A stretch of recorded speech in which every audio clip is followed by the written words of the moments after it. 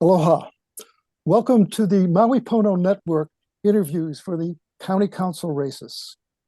Today with me is Lee Kamekona, who's running for the Kahului seat. And we have three interviewers with us. We have Lucienne Dene, Robin Knox, and Trinette Fernado. And they will be asking questions in that order. I'm just going to ask the first question and then go to the background. So, Lee, first of all, welcome. It's so nice to have you here. And I'm sure a lot of people want to get a better feeling and understanding of your background. And if you could do that in terms of your history and also your experience you have right now and how that's relevant for the seat that you are seeking right now. Aloha, everybody. Good to see you all in this, a different capacity, a different venue, and seeing you guys. So my name is Lee Kamekona. I'm running for the Kahului seat of Maui County Council. I'm a 22-year retired U.S. Navy and Navy Reserve veteran, a single mother of 7 keiki, 11 mo'opuna and 1 mo'opuna nui. I am a Native Hawaiian cultural practitioner.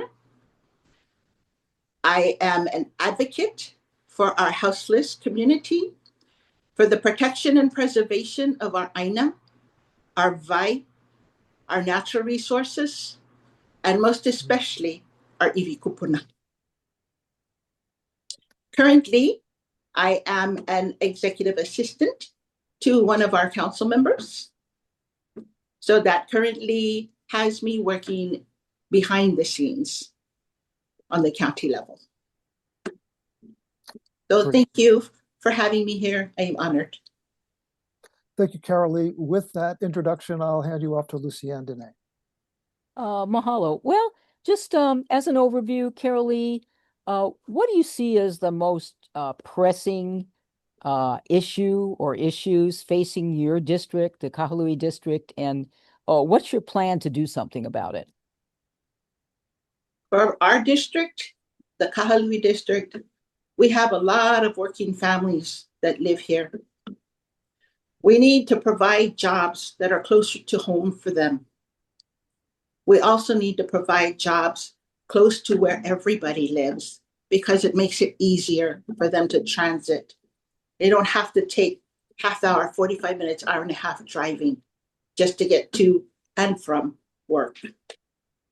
I would work with the legislators and my colleagues to get better transportation and to try and bring development and jobs to our district. Anything in particular? Film industry is something that I'm interested in. I do know that we need to work on our agriculture, our sustainability. We need to be able to grow our own food here. And so agriculture is something that I see we can flourish. Kahului has a lot of open land. Yes, I know that Maui Pono owns a lot of it, but they're a for-profit. We need something for our people. We need the agriculture to be grown here, the food to be grown here, so we have sustainability for our people. Mahalo. I'm going to pass you on to the next interviewer. Aloha, Lee. Good to see you. Hi, Robin. Good to see you too. Thanks for introducing me to the term mo'opuna nui, because I have one too, and I didn't know that that was the way to say it. So as you, I'm sure are aware, we had some really profound impacts recently from climate-related weather events with the Kona lows. We're increasingly seeing impacts from sea level rise. Maui County has a climate action resiliency plan. What would you do to help implement that plan? We need to do managed retreat.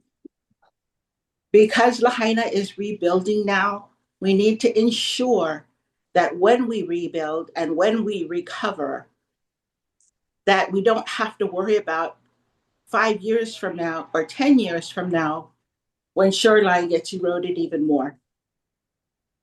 So we need to work now. The Planning Commission needs to work with the department, the developers, and our legislators to ensure that we become forward thinkers and look ahead and plan ahead rather than trying to do an immediate Band-Aid or fix. So I believe that we should be working on managed retreat. We should be bringing our roads further in. We should also be providing alternative bypass. We need more than just one ingress and egress in every district. Because of climate change and because of storm shoreline erosion, I believe that what happened with the fires is only the beginning. And we need to plan ahead. And I'm hoping that being on council, we will be able to move forward and plan ahead. Thank you for that. A follow-up question. What are your thoughts on how to fund the implementation of that plan? I would look to, as much as we can, although I understand the federal level is a lot has been cut, a lot of funding has been cut.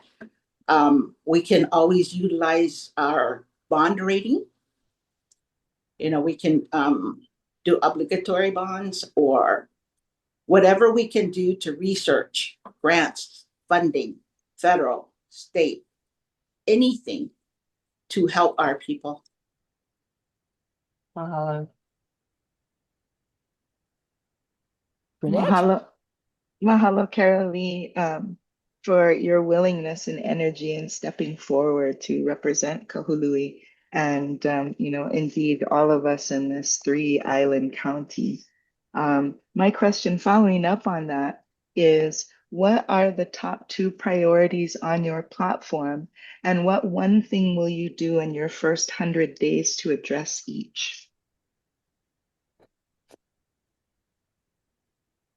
The biggest thing I see that Maui needs is housing for our people. We need to build our stock, but in building that stock, we need to ensure that it is truly affordable. So incorporating deed restrictions on county affordable housing would be something that I would agree with doing. More taxing or higher taxing for non-occupied. I know that there is a certain amount of levels or tiers that you can tax, but in the highest level, we're not taxing the extremely wealthy. And I think that is a gap that we need to fix. So housing would be my utmost I would like to work for.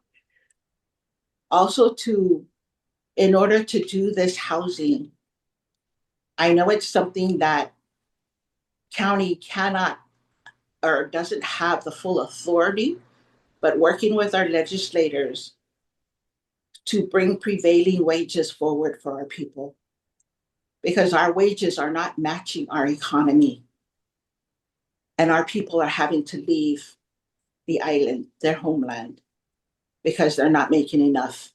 Even working 2 and 3 jobs, they're still not making enough to survive.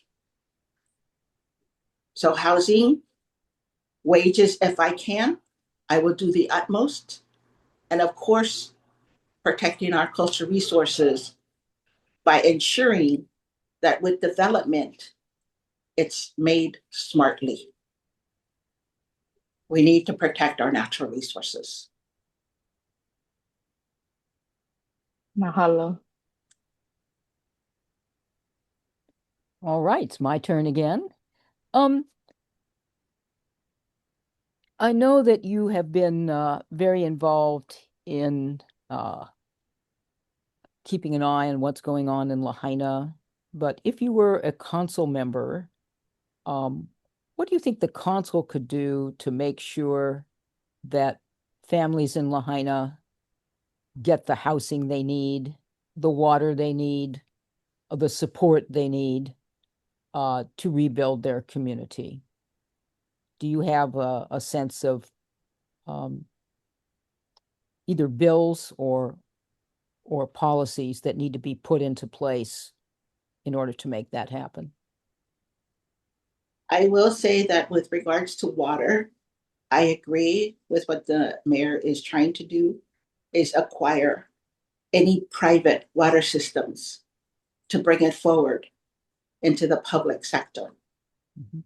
Water is not a commodity that needs to be owned by any corporation or any individual, as was evident with the fires in 2023. So that's one thing that I need to ensure that our people have access to, and not only Lahaina, but our whole county. We need to look at ways that we can bring water back to our systems, to recharge our aquifers, to have our waters running through our streams and our rivers, to replenish the Ahupua'a system.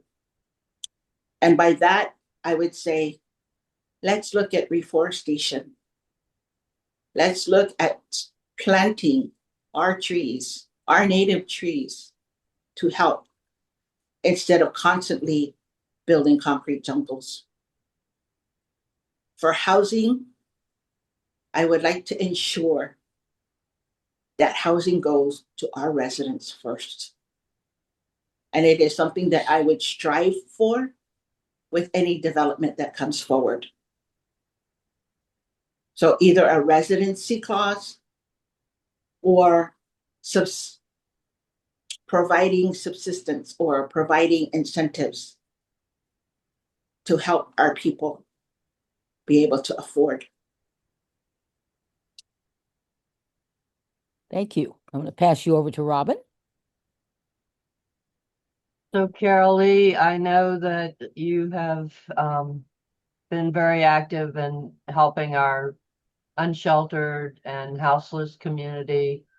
And that, of course, is related to, as you referred to earlier, our problem with providing housing. But the homeless and houseless situation seems to be rapidly getting worse, and it's something that I think everyone's concerned about. Did you have ideas for specific legislation that you would support or sponsor to try to address the situation? Thank you for that question, Robin. Yes, I am an advocate, a very strong advocate for our houseless community. Housing is a right for everyone. The narrative that our houseless community are drug users and have mental illness is only a minute factor of what contributes to houselessness. The cost of rent alone is making it so astronomically hard for our people. So for our houseless, yes, I do have some ideas. The safe parking program that the council tried to bring forward in 2023, when they authored or they allowed funding for the fiscal year 2023 for our houseless program, it only touched on a minute reason for the houselessness, and that was safe parking. It required having a vehicle that had a valid registration, insurance. You, as the owner, had to have a license, had to have insurance. All of those things had to be up to date. Many of our houseless don't even have IDs, let alone documents. So we need to encompass all the different reasons that our people are houseless. Yes, that's one, as I said, minute. We can work on a kauhale program, meaning we can have little tiny homes We can have container homes.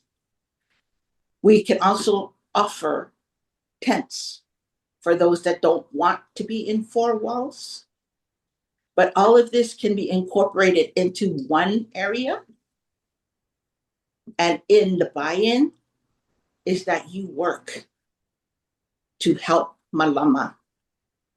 In other words, if you say you have a house, Kalamai, say you have a job, yeah, but you don't make enough to, say, pay rent. But in your job, maybe you're a landscaper. So in this kauhale, in this tiny village, your buy-in was to help Malama the Āina grow food that feeds that village. If you're a chef in a restaurant, maybe cook a meal one night for everybody in that village. That's your buy-in, because then that gives you dignity and honor. And I think that's what our people need. And that's what the community needs to give them. So that would be how I would want to solve our houseless program, but also having transitional housing.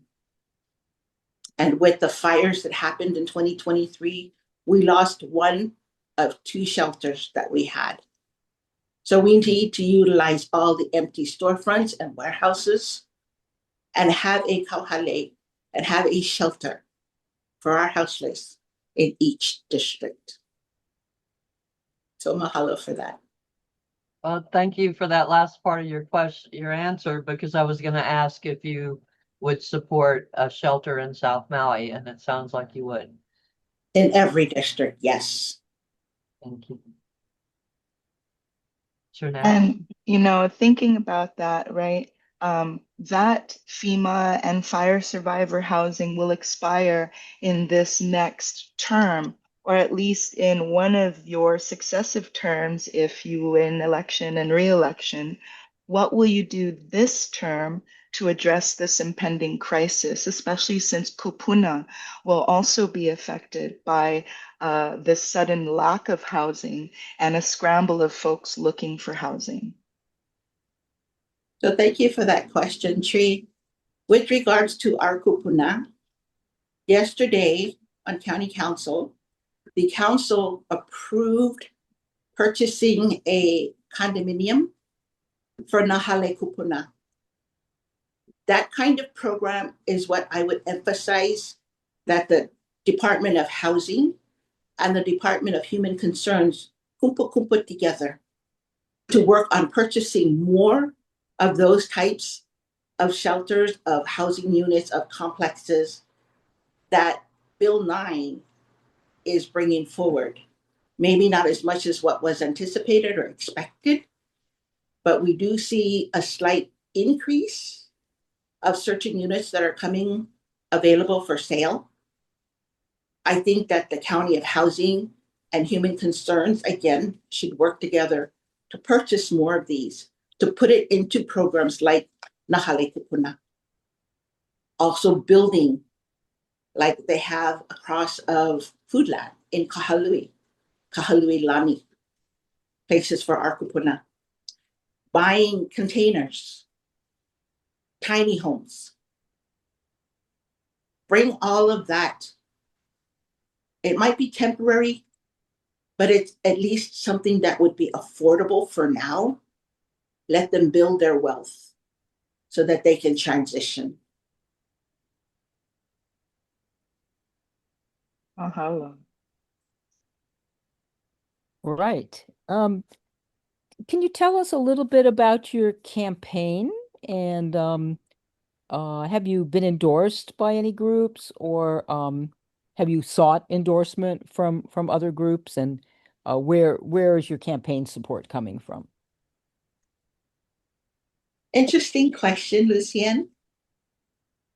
I'm a grassroots candidate, and I will not take corporate money. So I am looking to friends and friends of friends that align with my values and my platform for a better Maui. As far as endorsements, I have not reached out and solicited, although I have responded to a lot of the questionnaires and the surveys that have been sent to candidates. And I do have, and I think Sierra Club very much, that I did get their endorsement. So I mahalo them. But actively, I did research one union, I will say, and that was the ILWU, only because my dad was a member of the ILWU since 1956. Mm. It was a longshoreman. That was the only endorsement from a union that I sought for and was denied.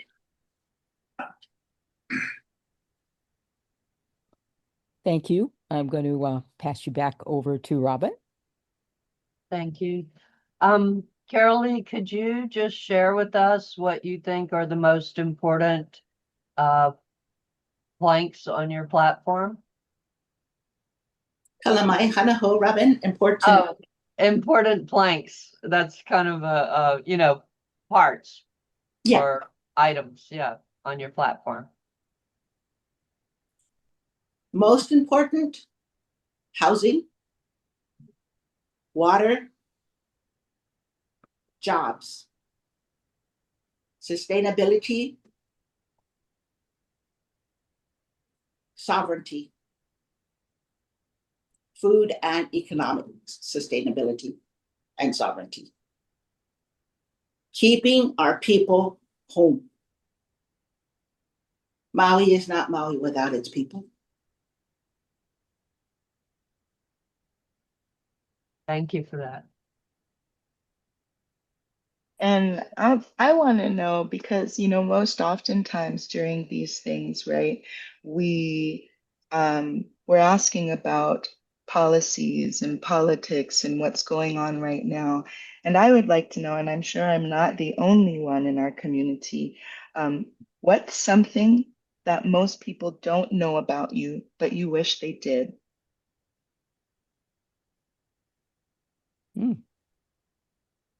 You're making me put myself on the line, Tree. I'm gonna ask. I'm gonna ask this of anybody that I end up in an interview with because it's we are looking at the person as a whole, not just as a candidate, not just as a future government representative, but the person themselves because it's the person that that kind of is informed and shares their mana'o in their representation of all of us. I understand what you're trying to say, and I understand why you're asking that question, and I absolutely appreciate you asking that question, because the one thing that many people do not know about me is my work behind the scenes and in the trenches. You don't see me, you don't hear of me, because I am not one to boast. I am not one to look for recognition. I am one that says, this is Heva, Aole. Some of the things that I have been involved in, a lot has to do with the protection and preservation of our iwi kupuna. In saying that, development. To some, development is a nasty word. To me, it only makes us better. But in that development, we need to ensure that it's done smartly. And what I mean by that is there are overlays that the county has, different departments have, that can be utilized to determine certain factors. And I would ensure, or I would try as much as possible to make those developers that want to build projects utilize those overlays first before they develop their project. Because then that way you don't have cultural practitioners like myself that are going to come forward and say, ole on that project because you're going to dig up my kupuna. Utilize that overlay and go around my kupuna. So my advocacy in the trenches, people do not know. Because I won't say. I'm not looking for that recognition. I just want to do the job.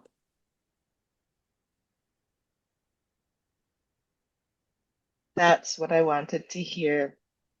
You know, what a person really, you know, what drives them. Yeah. And you're right. Oftentimes we don't often see what all of us do behind the scenes, especially these notable women that I am lucky enough to sit in this interview with. So thank you all so very much. 100% agree with you, Tree. I am in the honor of all of you. You mana wahine, every one of you, because you each have your passion. Speaking of passions, I'll get into mine, which is, as many of you know, water. Yep. So you may be aware that a proposal was made to drill some wells by a private developer on Hawaiian homelands in the Waiakuli Keokea area, and that those wells would then be used to supply possibly Hawaiian homelands projects, but possibly actually just general projects in the South Maui area. As a beneficiary of Hawaiian homelands, did you have a chance to review that proposal? Or if you were on the council, it would have needed, I think, some council input for the county to accept the water from those wells. What would be your process for determining whether this was a good idea, a bad idea, or an idea that needed a lot more scrutiny? Thank you for that question, Ms. Yen.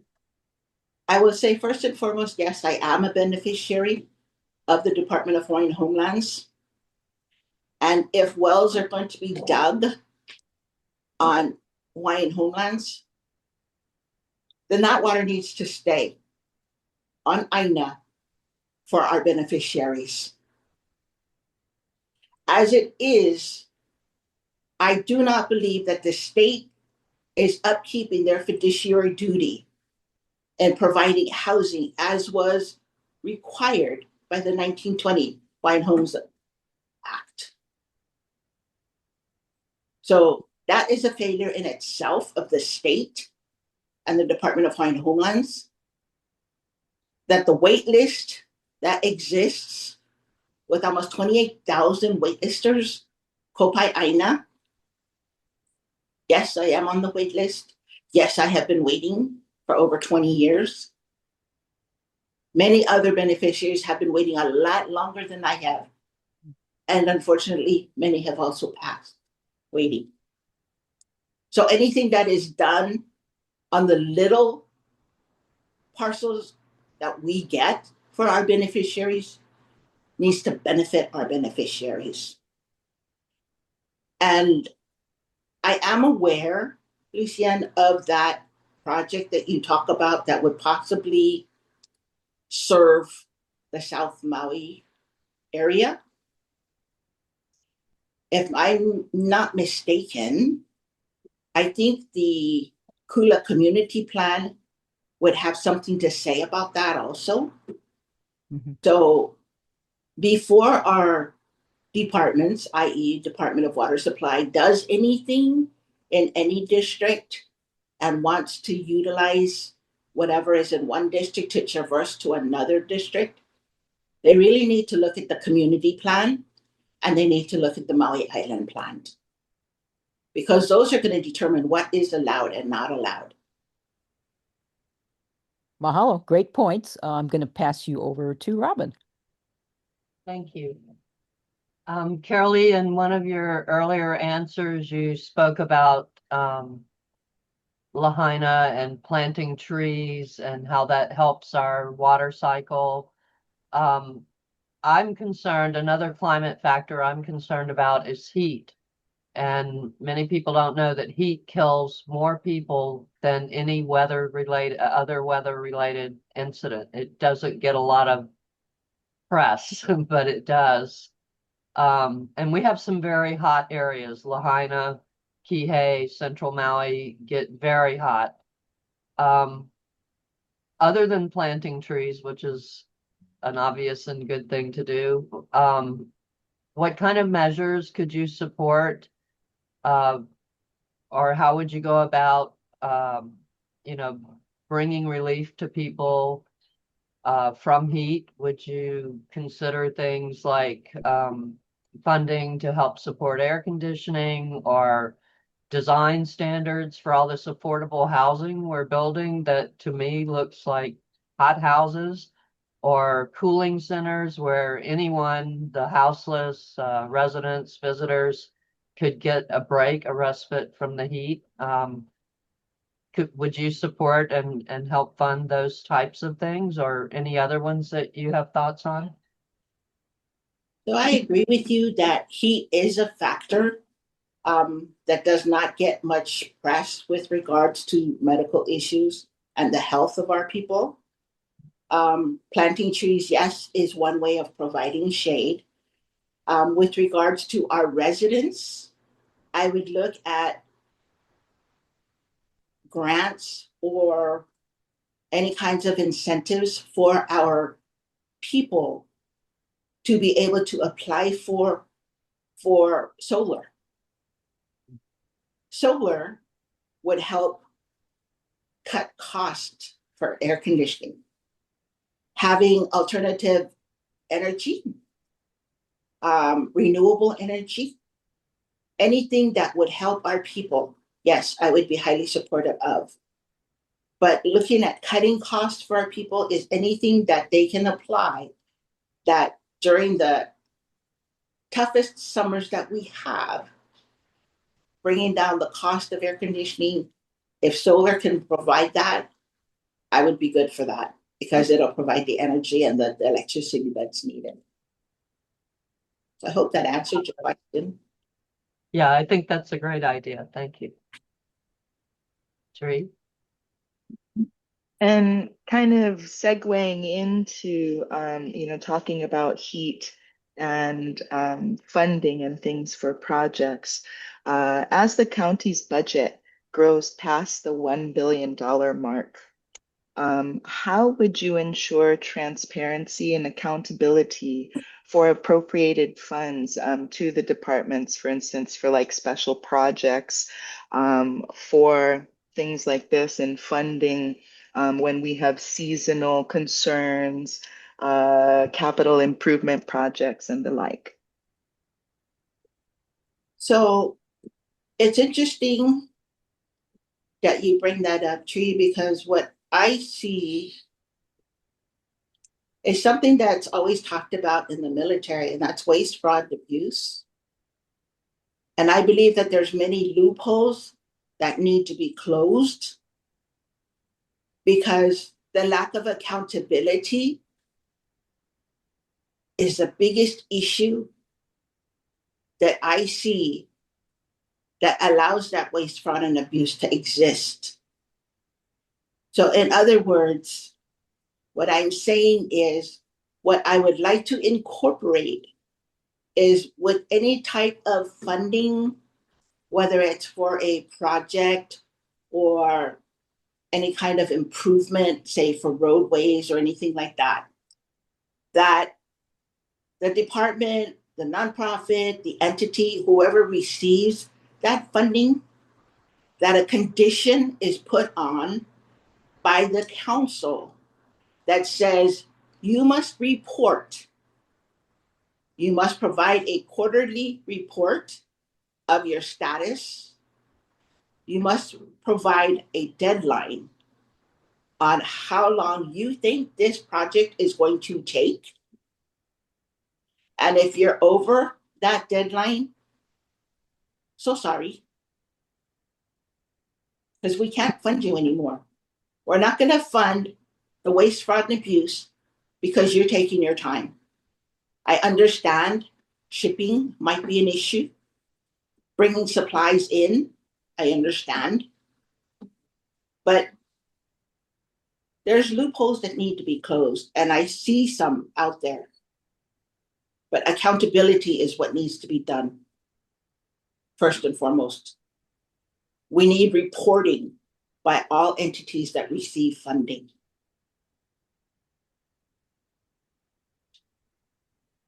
Mahalo. Mahalo. There were two pretty controversial votes taken by last year's county council, Carol Lee. One had to do with the Bill 9 to phase out short-term vacation rental use of a group of condos that were given special permission in the 1980s to have that use.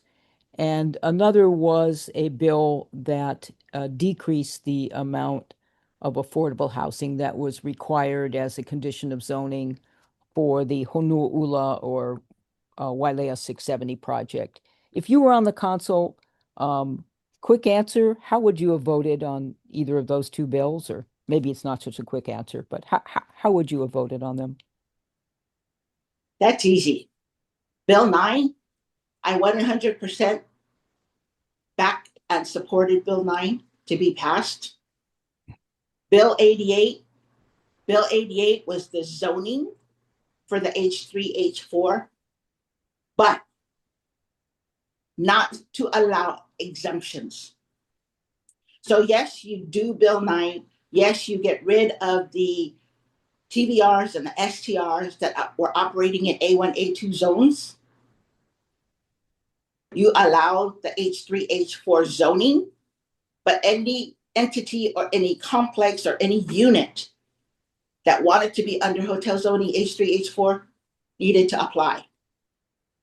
I do not believe council should have provided certain complexes or certain units to be in either H3 or H4. It should have been blank straight across the board. You want it, you apply for it. So can you explain to our audience what the H3 or H4 means? So the H3 zoning was for timeshares, STRs, and leaseholds. The H4 was for any STR that operated as a hotel. So that was the difference between the H3 and the H4.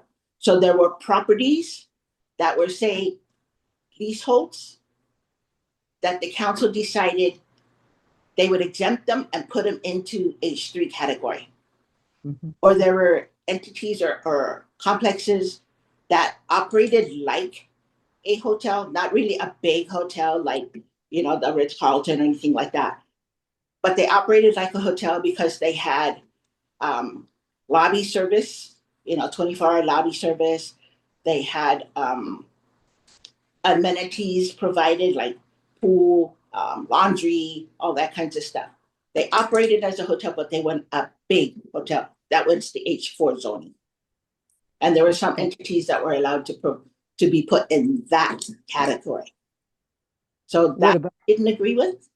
Yes, I agree with you have the zoning, but each individual unit complex had to apply themselves, not be exempted. So more scrutiny. Regards to, Kalamai. I was going to answer the second part of your question. Yeah. Go ahead, please. Thank you. So with regards to the Honu'ula Partners LLC, what used to be called Wailea 670, when it first came about in the late 1990s, there was a condition in there that the affordable housing would be at 50%. I think if I'm not mistaken, that was part of code at the time. Don't quote me, but I think that's what it was. But anyways, it was at 50%. It was when the rezoning was passed in 2008. That was the workforce housing code. Yeah. Yes. And then it was reduced. Council reduced it to 25%. And that is what this council allowed the Honoa'ula project to move forward with, is 25% affordable housing. So the affordable housing that was going to come out of this project, and it's 670 acres, was 288 units. However, the developers did say, you know what? If the state builds the extension of Pi'ilani Highway, we'll give you another 50. We'll give you another 50 homes in the affordable category. So that actually made it 338. And the council bought it. Was that fair? Was that right? No. This project has been going on since the late 90s. It wasn't something that just happened 2 or 3 or 5 years ago. There's been so much community input, so much contention by cultural practitioners that has held this project up. Not because they wanted to, but just because the development wasn't moving in the right direction and protecting our cultural resources and our natural resources and our archaeological sites and our history. Sorry. Oh, Did I sorry. talk too much? On to Robin. Okay, thank you. Changing topics a little bit. There are over 13,400 cesspools in Maui County. And for our audience out there who may not know, a cesspool is a hole in the ground where human waste goes without any treatment. And cesspools pollute our drinking water and our ocean. And so it's a big public health issue. And the state legislature passed a law requiring them all to be phased out by 2050. The problem is that it's twofold. And so I'd like to know what you would do about these two aspects of the problem. One problem is that people just can't afford to upgrade their cesspools. Even people that are relatively wealthy are having challenges because it seems outrageous, but it can cost $50,000 or $60,000 to replace a cesspool with a septic tank.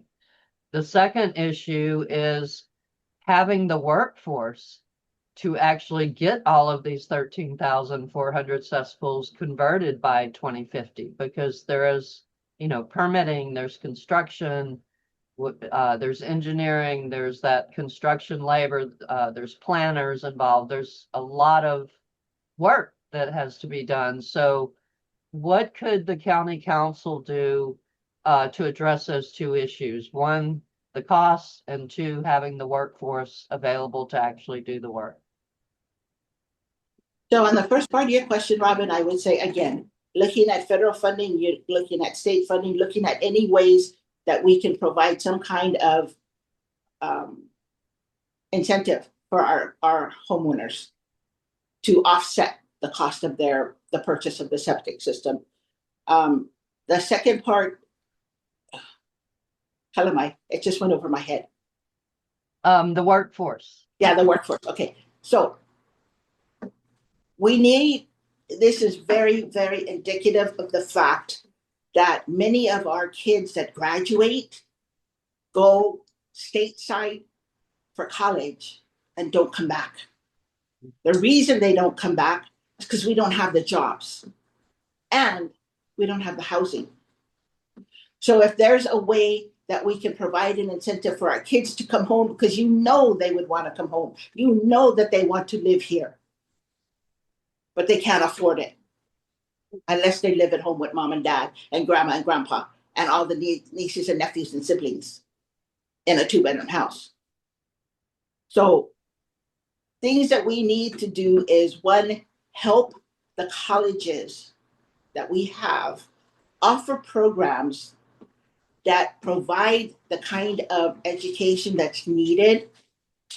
Trade schools, let's beef up the trade schools for plumbing, electrician, HVAC, so that we can have people here to be able to provide those jobs. Because we don't need companies to come in that get contracts and bring their workforce from off island. We need our people here to be employed. I hope that answered your question. Thank you. I like that. I think it would solve a lot more than the cesspool problem to focus on workforce like you suggested. Yep. And that, I think even without us, knowing it, like it just segues into a question that I have, and it's flowing really nicely. So I mahalo all of you for this. It's informative for me, and I'm sure I'm not alone. In thinking about workforce and keeping families here,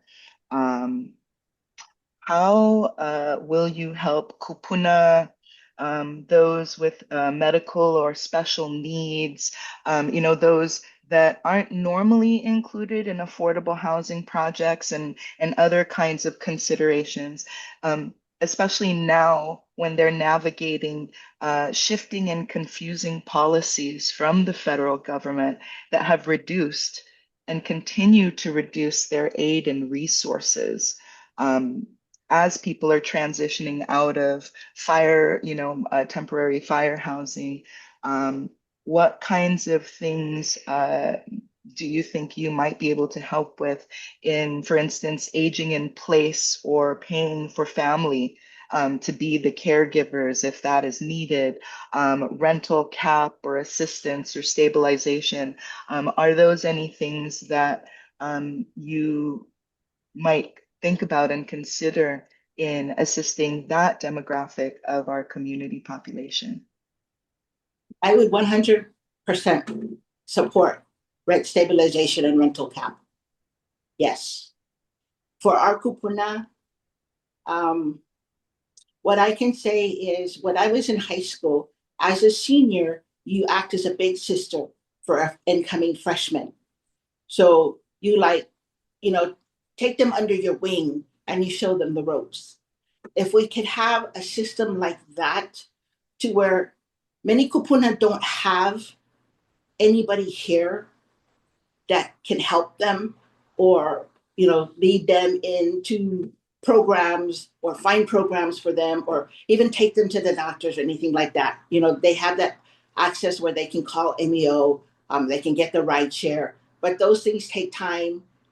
If they had a system like the big sister, little sister that I had in high school, where we can get people like that are interested in maybe being a caregiver, but don't have the education and the certificate and the license and the alphabets behind their name, but are willing to do that kinds of stuff.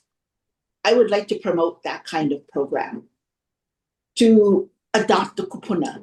How's that? To find those that fall in the cracks, that are too hila, too shame to come forward and ask for help. We know people like that. If we can make that more visible, then why not? Let's adopt a program like that.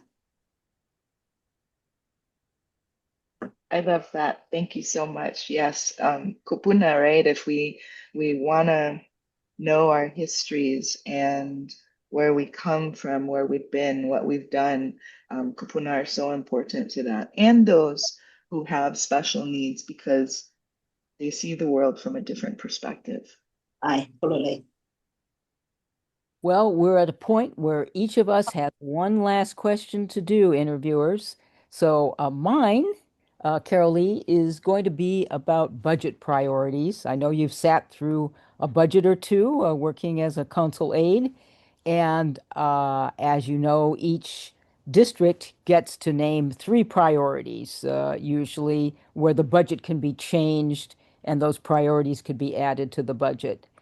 Have you ever given thought to, in the Kahului district, if you were given that choice, what you would do, what three things you would make sure were included in the budget because they were just priorities to get done this coming year? As an advocate for our houseless community, I would like to look at getting shelters built, utilizing the infrastructure that's already in existence. Again, the empty storefronts, the empty warehouses, providing shelter for our houseless. I would also look to the community because I don't know all of Kahului.